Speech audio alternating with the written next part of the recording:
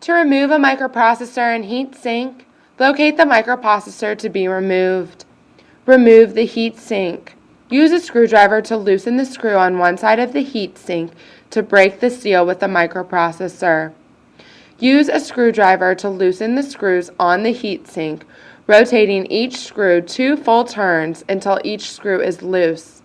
Gently pull the heatsink from the microprocessor. Open the microprocessor socket release levers and retainer. Identify which release lever is labeled as the first release lever to open and open it.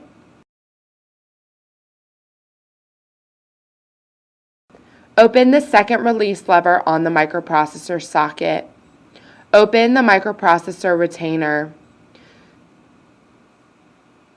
Please note, do not touch the connectors on the microprocessor and the microprocessor socket. Remove the microprocessor from the socket.